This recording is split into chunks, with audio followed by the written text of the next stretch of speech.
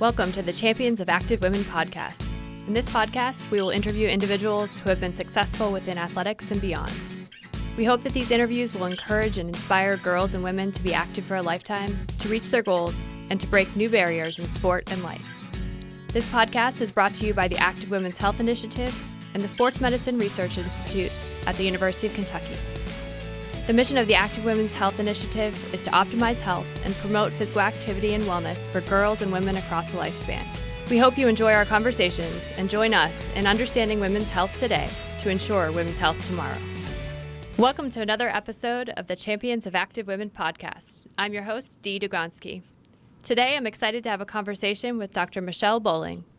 Dr. Boling is currently an associate professor and director of the athletic training program at the University of North Florida.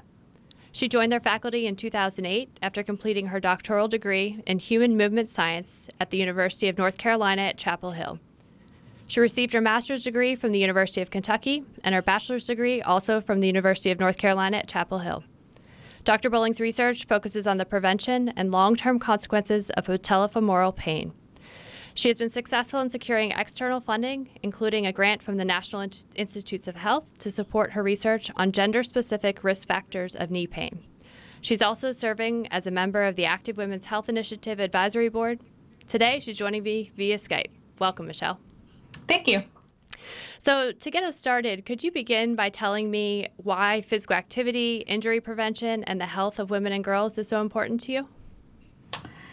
I think for overall health, mentally and physically, I think physical activity is important for women, but also for men. But I think, being able to maintain a healthy level of physical activity throughout your lifetime is important for you just having a good life overall. I'm passionate about trying to help females, especially those that have chronic knee pain, eliminate that pain earlier in their life so that later they can continue to participate in the things they want to and they can keep a healthy lifestyle. But again, I do think mentally it helps a lot too. Yeah, so both the mental and physical benefits of physical activity. And for you in your research and probably in your personal life too, that injury prevention piece seems to be really important. Yeah, I think across the board, so much as individuals are looking at post-traumatic osteoarthritis and, individuals sustaining an injury when they're younger are at a greater risk of developing osteoarthritis. So I think that's where injury prevention is key, because if we can prevent the injury from happening in the first place, some of those things that are just going to happen following injury anyways, maybe we can prevent that because we can prevent the initial injury from happening. Yeah. So could you talk about your own experiences with physical activity and sport throughout your lifetime? Yeah, so I grew up as a swimmer. So I was always a swimmer. I started swimming sort of competitively, I say, but like on a summer swim team when I was 3 years old. Oh my gosh. I was thrown in. I had two older brothers, so I think I just wanted to do anything that they were doing. Yeah. But so I swam, and I swam through high school. So I swam competitively through high school. I did not continue in college. I wasn't that good. And then I did pick up soccer. I played soccer in sort of my teen years. My brothers played soccer, and I was always at the soccer field. So I thought, well, why not? I should just play some soccer too. Yeah. It was interesting because I'd always been a swimmer, so going from a non-weight bearing sport to then all of a sudden you're loading your lower extremity all the time. It was different, and I had some different aches and pains that actually steered me to my athletic trainer at my high school that then spun me down sort of the path that I've been on for a while, a lot of years. Yeah. In our brief conversations before this interview, you mentioned how those experiences, seeing athletic trainers early in your life, how that really transformed your career path. Could you talk about that a little bit?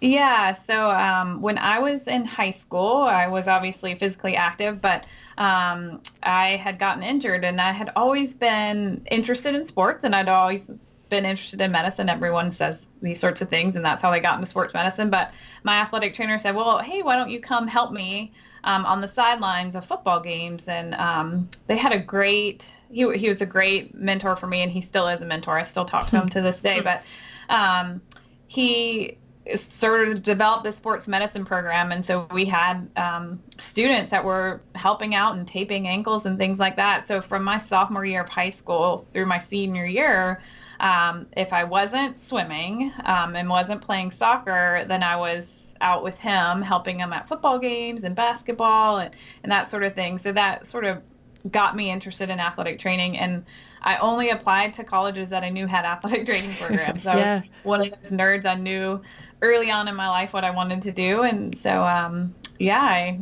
got into Chapel Hill, and that's where I sort of took off. I immediately, when I got there, you can't really start doing any athletic training related stuff until you're a couple years into your undergrad degree. But I tried to get involved as much as I could early on. And I would say I didn't know I wanted to teach or do research, but I just knew I loved athletic training. And I think once I got into it and had a stronger foundation in education and athletic training, I really started to ask more of the questions of why things were happening. And that led me actually to do an honors thesis when I was an undergraduate student. So I got involved in research and did an honors thesis when I was an undergrad student, and it was around the knee. It was about the knee. I was looking at a specific exercise and if it activates the muscles that we say or we think it activates. Yeah.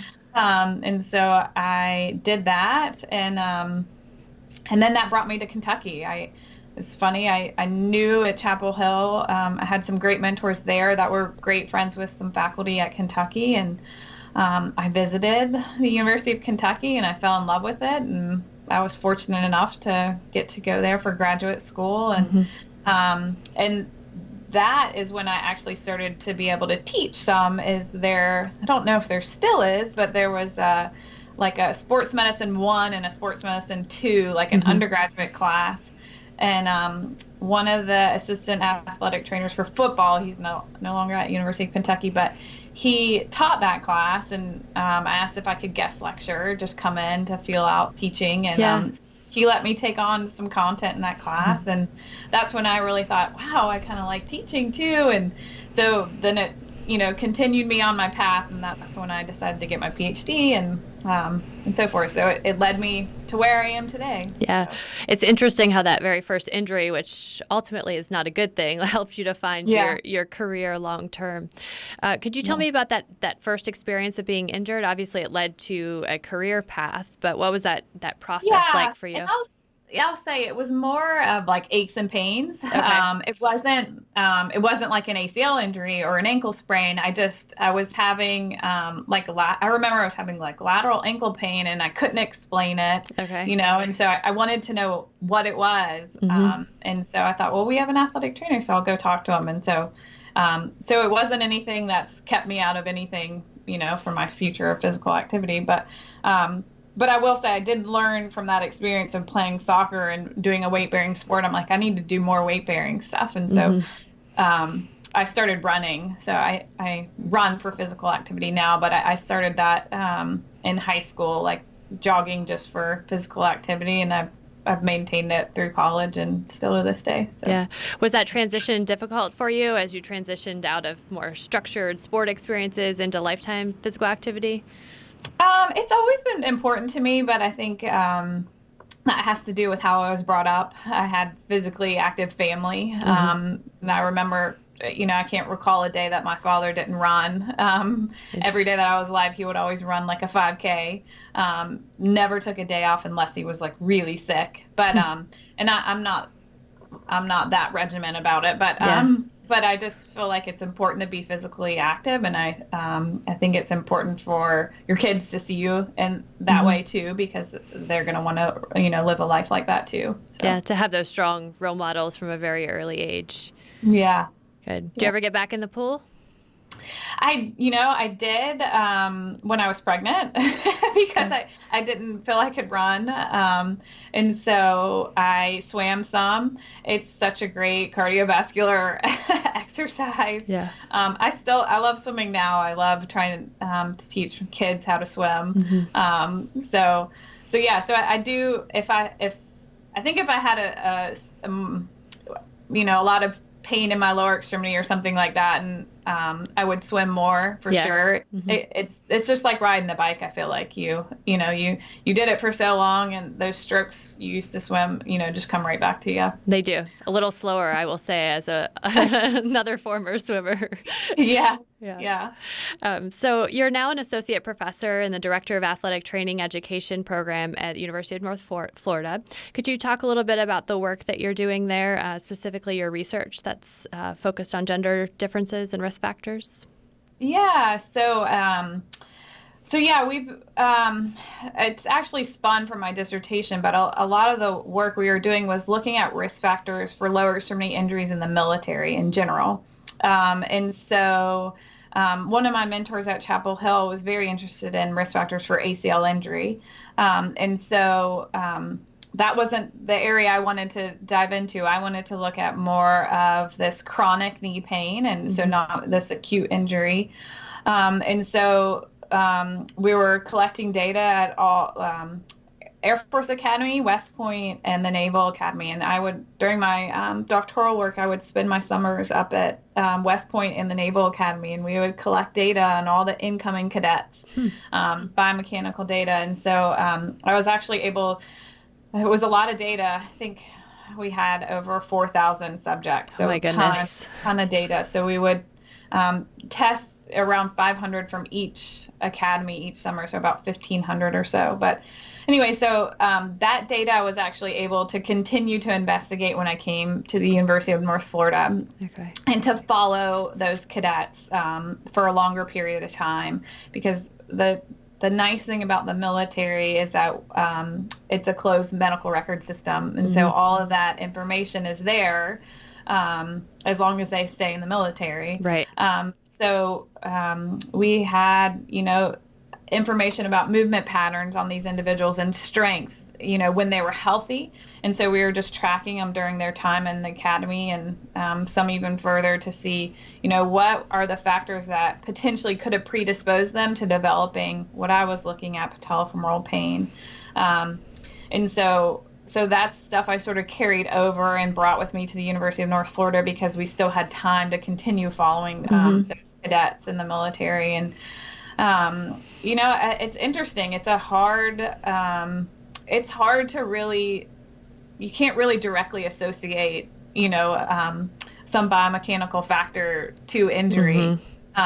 You sort of have to make some assumptions with that. I don't think we're ever going to clearly know everything about it, but it was fun to participate and be involved in a study with that large of a subject population, to be able to try and understand what factors may pull out or tease out as to leading to chronic knee pain. And it really seems like it has a lot more to do with movement patterns than it actually does strength, I will say. And so it's more of just poor movement patterns that people use that is likely leading to the development of this chronic knee pain. And so they've continued doing a lot of injury prevention programs at West Point. They've been really doing a lot with that to see if that can reduce risk of any lower extremity injury, because I think faulty movement patterns in general can cause a lot of injuries, right. So it's not just, your chronic knee pain or patellofemoral pain. It can lead to an ACL injury or an ankle sprain. And so, now I think we're going to find that a lot of these injury prevention programs, a lot of them say ACL injury prevention, but I think they can be used to prevent a lot more than just an ACL injury. Yeah, which is good, right? If we could design one program that helps a lot of injuries, that's good. Right, right. So it's been fun to sort of continue to follow individuals for a longer period of time and track their injuries. And so, we're hoping that we can continue to follow and at least track maybe people if they stay in the military until they're older, to see if there could be any links between patellofemoral pain and osteoarthritis. Because a lot of the data we have is retrospective, so looking back instead of looking forward. So in that work, have you seen any differences between males and females, or is that sample mostly male? And Yeah, we have actually. We tried to get to be about 50-50. So Okay. it's actually more, it's 60% male. That cohort is more 60% male, about 40% female. But we were trying to pull in as many females as we can Right. to try and make it a little more even, although the academies are heavily male. Hmm. But there are some differences. It seems like in females, it's a lot more up at the hip from a movement pattern standpoint. In males, it seems like it's lower. So like at the tibia and then at the foot. And so Okay. we are finding more of like increased pronation and things like that. In males may lead more to patellofemoral pain, but in females, it's higher, it's more proximal. And so potentially it's faulty movement within the hip, like frontal and transverse plane motion, that may be leading to their development of the condition. So would the take-home point from that be that we might need different rehab or prevention programs for men and women, or we're not there Yeah, yet? What do you think? yeah, I think that it's hard to really say. I always say to individuals, correcting movement patterns or anything like that is a good thing, in my opinion. And so you're not doing any harm by everyone doing the same exercises. Do I think they could potentially be a little more targeted? I do. The hard piece to that is I do think there are subgroups of individuals. Like there are going to be females who have that excessive pronation, right, that develop patellofemoral pain. It's not only going to be males. And so I think to be honest, to really be good at preventing, I think it has to be very individualized, but Yeah. you're not going to make many waves with prevention programs if it's specific to each. Individual. Oh, Hmm. yeah. Yeah. It's kind of the same thing for physical activity promotion. Ultimately it comes down to a lot of individual factors, but you hope that Yeah. you can design some programs for groups as well. Yeah, exactly. So what challenges do you see for women who are in your profession, whether they're in clinical athletic training or whether they're in more academic positions like you are? Yeah, I think clinically, and I think probably this is something that was in the back of my mind when I was going through school is working clinically as an athletic trainer is a lot of time, a lot of hours, and I think for women especially, it's hard.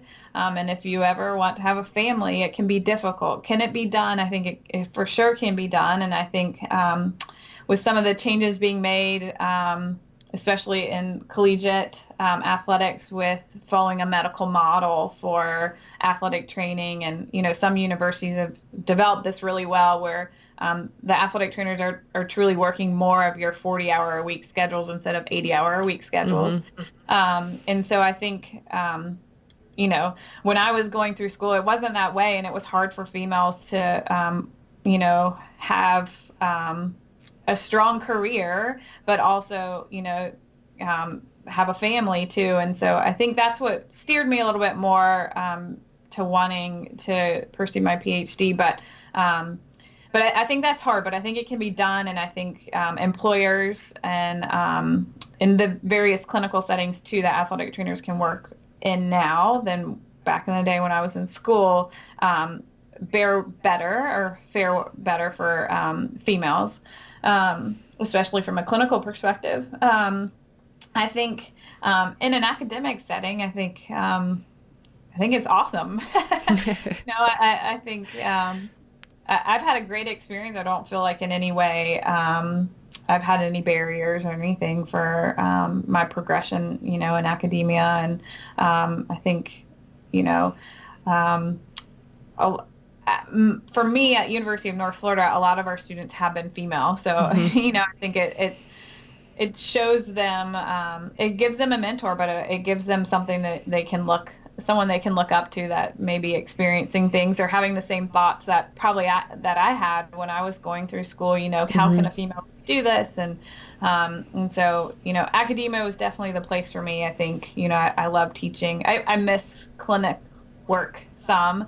I still will see some patients. I have clinicians in the community that will reach out to me if they're having a hard time managing somebody with patellofemoral pain. Yeah. But I dabble a little bit, but I'm not super active clinically anymore. But I teach a lot of our orthopedic evaluation classes. That's sort of my area. So I love teaching the students how to do your orthopedic evaluations. So And being there as a role model for those all the yeah, students, but especially the female students. yeah. So thinking about your experiences in research and within athletic training in general, what do you think our listeners should know about injury prevention or treatment for girls and women?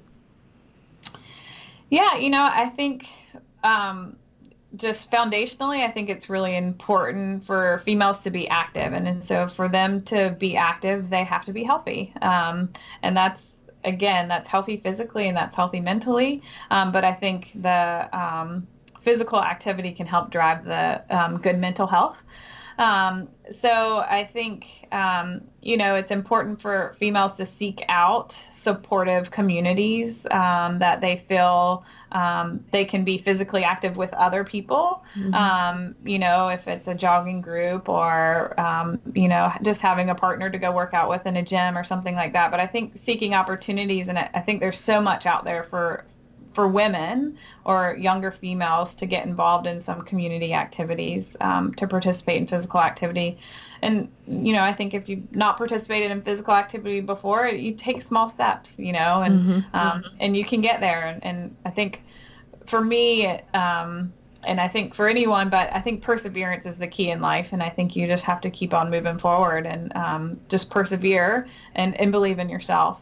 So. Have you had a time when it was hard for you to be active and you persevered and you came through it? Yeah, I think being pregnant was probably my biggest obstacle I've ever had to being physically active. I'm one of those people that I feel like I have to sweat a lot to feel like I worked out. And so I think that's why I like running, because I always feel like I break a sweat running. Me just going to lift weights doesn't do as much for me, but I think, being pregnant was the hardest thing because I felt like I could only walk. I couldn't run. Yeah. And so that's why I tried swimming, because I felt like I could get my heart rate up a little bit more. But so that was probably my biggest obstacle was then. Yeah. So. And then you got right back into running when you were postpartum? Yeah. Postpartum, it didn't take me long to get back, and I put my little one in a Bob stroller with the car seat, Yep. and still to this, I think that last year I had to replace my tires on my Bob stroller. That's a good sign that you're out there being active, right? Yeah, so he's almost 5 now, but he still loves to ride in that Bob stroller. I can get him to ride his bikes behind me too. Yeah. But those are only the days I do my shorter runs. Otherwise, I make him get in the stroller. But he loves to just ride with me, so it's fun. Good. Well, it sounds like you're being a really good example for him and for anybody else who sees you out there being active with him. Good. Yeah. So this will be the last question. How would your life had been different if you hadn't seen, been active and had those first opportunities to see an athletic trainer in action? Yeah, I think my life would really be different. I think I was fortunate to be brought up, though, in a family that appreciated physical activity. I think that was a good thing that started me at least understanding why being physically active was important, or that we just in general had a healthy lifestyle. I had always been interested, I thought, in medicine. But I had never put the two together, the sports and the medicine. And so, it's hard to look back that far because, I can't even count how many years ago. You don't have to tell us how many years. Right now, but, it's hard to think, what else would I be doing, because I had such a strong interest in it so early in my life, that it's hard to think I could do something different. I think I would always want to be around people and would want to probably teach. I might have gone into teaching maybe. I don't know. I did become an EMT because I thought at some point, and that was in high school actually, that I may want to pursue emergency medicine. But I I spent one day on an ambulance, and that was enough for me. Yeah, sometimes we learn what we don't want to do by having those experiences, Yeah, right? yeah. So yeah, I'm grateful for all the experiences I've had, and I definitely believe every step has led me somewhere, and they've been important steps in my life, and the people I've met along the way. I think I wouldn't be where I was today if it wasn't for everyone that I've met along the way. So, I think they seem to work out. I think you have to be passionate about it, but you also just have to persevere, because I'll say I never thought I would be able to get my PhD. I didn't think I was smart enough. I think it has less to do with being intellectual. I think it has a lot to do with perseverance and believing in yourself. I think that's great advice. Anything else you'd like to share with our audience today? I don't think so. No, I appreciate you talking to me today. Yeah, great. Well, we appreciate you having you, and certainly appreciate you as a member of our Active Women's Health Initiative Advisory Board. Great. Well, thank you very much. All right, thanks. Thank you for listening to the Champions of Active Women podcast. This podcast is brought to you by the Active Women's Health Initiative and was produced by the Faculty Media Depot at the University of Kentucky. If you enjoyed this episode, you can listen and subscribe to all of our episodes wherever you find your podcasts. For up-to-date information about the Active Women's Health Initiative, you can find us on social media at UKAWHI. Thank you for supporting us as we work to promote health and physical activity among girls and women across the lifespan.